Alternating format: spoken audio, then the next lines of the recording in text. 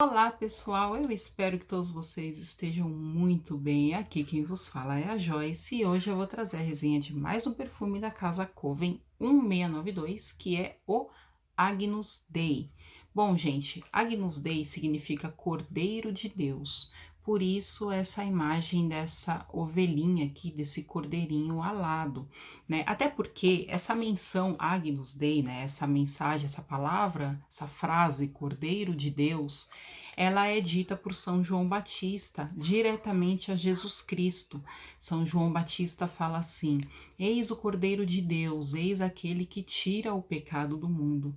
Então, ele diz o que, né? Antes de explicar um pouco essa questão de Jesus Cristo, que foi um homem admirável em inúmeros aspectos para sua época, tem a questão também da oferenda, né? Então eu vou explicar para vocês como que funcionava essa questão de oferenda na época de Jesus. Porque assim, quando o primogênito, né, o primeiro filho nascia, primeiro filho homem nascia numa família, ele era consagrado, oferecido para Deus. Então, o que que eles faziam? Eles faziam uma espécie de um ritual. Eles pegavam, né, as pessoas mais abastadas daquela época, pegavam um cordeirinho sem máculas, isso é, sem nenhuma mancha, e entregava para imolar. Eles imolavam, matavam esse cordeiro e a fumaça, né, dessa queima das gorduras ali da carne do cordeiro, eles acreditavam que essa fumaça conectaria a oferenda a Deus. Então, as pessoas mais abastadas davam um cordeiro em oferenda e as pessoas mais humildes, mais simples, que era o caso de Nossa Senhora e São José, que são os pais terrenos de Jesus, eles davam duas rolinhas, né, duas pombinhas ali para oferecer para Deus. Inclusive, a palavra perfume, né, ela deriva do latim que significa perfumo, que significa assim, a grossíssimo modo, o envio através da fumaça. Então é exatamente esse significado de oferenda, de oferta. Então assim, né, por que que Jesus é considerado o cordeiro que foi ali imolado? Porque Jesus ele veio ao mundo para nos salvar. Nós cometemos o pecado ali, Adão e Eva cometeram o pecado original ao descumprir a determinação de Deus, porque Deus, ele nos deu o livre-arbítrio, né? Todo mundo aí já sabe dessa história, que Deus, ele cria o homem e a mulher e aí ele deixa ali a árvore do conhecimento do bem e do mal, e ele diz, olha, aqui está a árvore do bem e do mal, porque Deus, ele define o quê? Você tem que querer me seguir, você não tem que ser obrigado a me seguir. Você precisa querer me seguir, esse é o livre-arbítrio. Então, por isso que ele deixa a árvore do bem e do mal ali, como uma forma de não ferir esse livre-arbítrio de Adão e Eva. E eles optam por comer, por ter o conhecimento do bem e do mal. Inclusive, né, tem algumas menções, não na Bíblia, mas algumas pessoas comentam que, inclusive, a primeira pessoa, né, o primeiro ser que experimentou o fruto dessa árvore foi Lúcifer, que faz bastante sentido, né? Até porque ele era um dos anjos ali de patente alta de Deus, ele era um dos anjos mais próximos de Deus, e dizem que ele consumiu essa fruta do conhecimento do bem e do mal, e aí ele perdeu a graça de Deus, né? Ele caiu em desgraça, vamos dizer assim, e aí ele começou a puxar nós, que éramos a criação, que somos a criação de Deus também, mas nós ainda temos a graça. E aí ele começou a puxar nós para também consumirmos esse alimento aí que é conhecimento do bem e do mal, vamos dizer assim.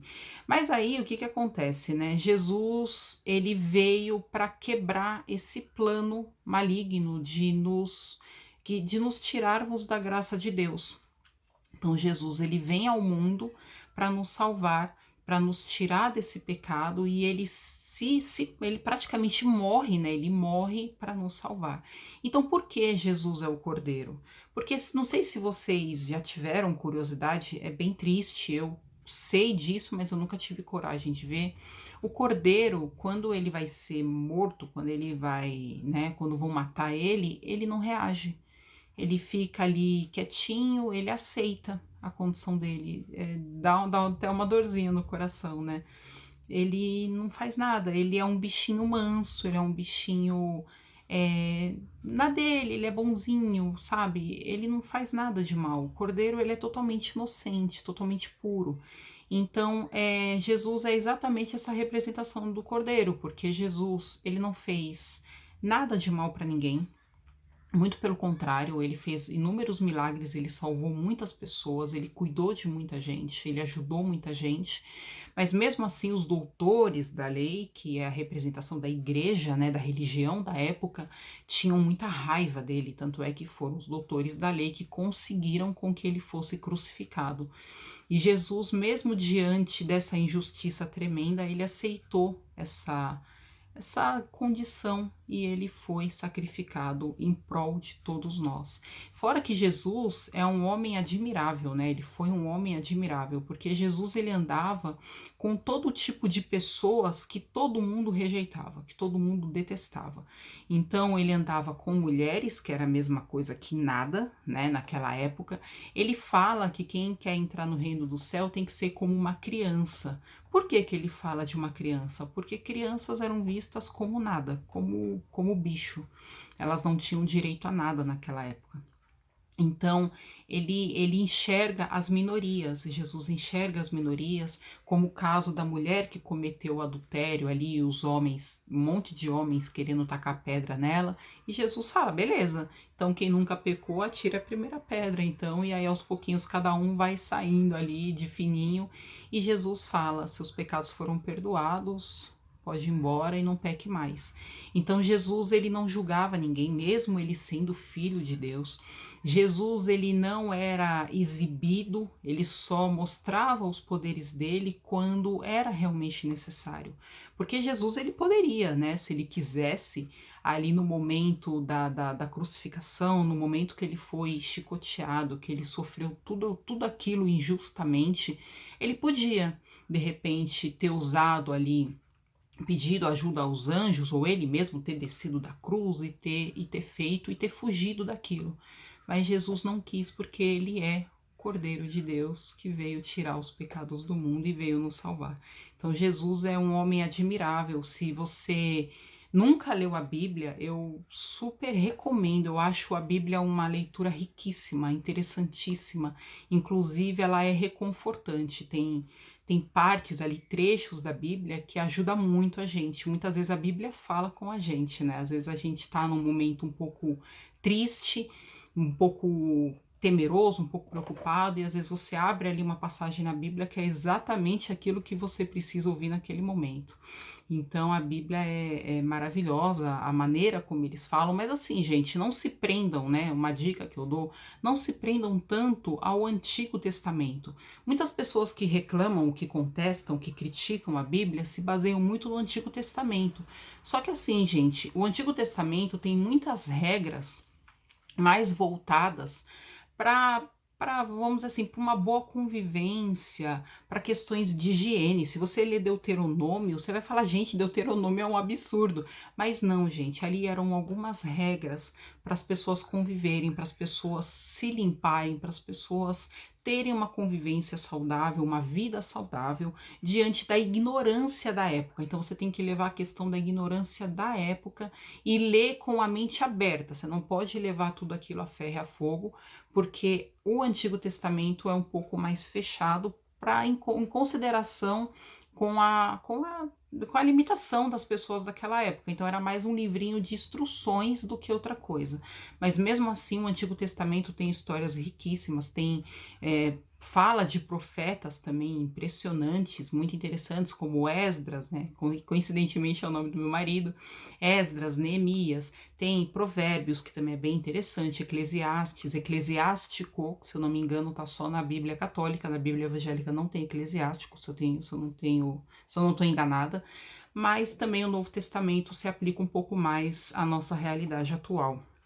Então, eu acho que se você deseja ler a Bíblia, eu sugiro também começar a ler os livros sapienciais, que é Provérbios, Eclesiastes, Eclesiástico, Sabedoria, que é muito interessante, e os Evangelhos, que também são muito ricos, além do Apocalipse, né? O Apocalipse eu morria de curiosidade de ler quando eu era criança, porque minha mãe e minha tia falavam: "Não, é muito pesado, tal", mas o Apocalipse é um livro interessantíssimo de se ler, é muito interessante e ele é assustador, porque ele é muito atual.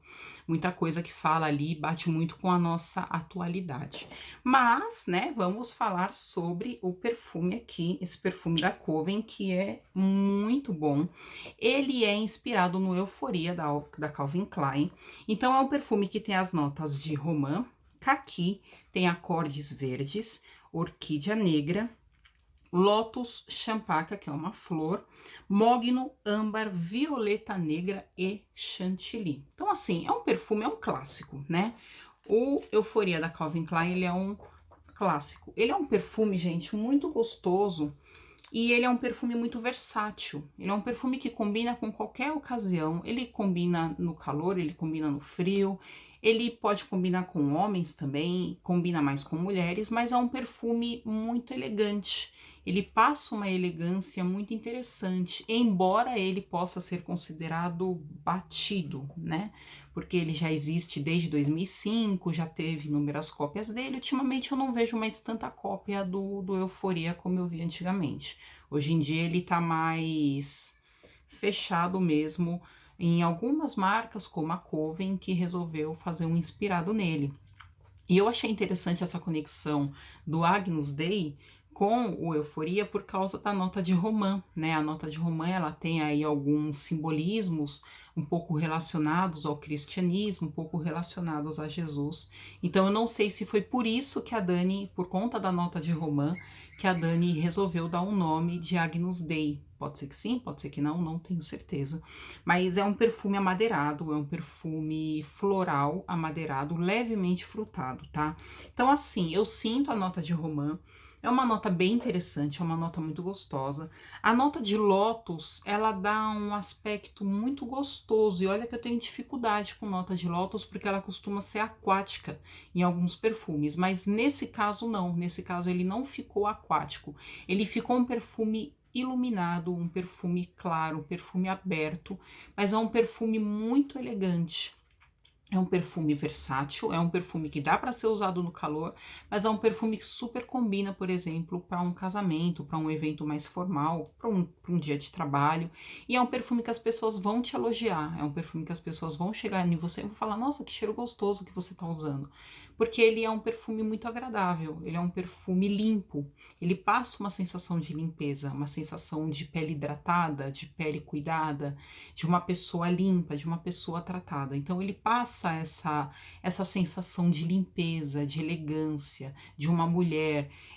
Não precisa estar ali no saltão, super arrumada, mas ela vai estar elegante. É um perfume que transmite uma calma, que transmite uma harmonia, uma paz. Não sei também se é por isso que a Dani também associou Agnus Dei ao Euforia da Calvin Klein.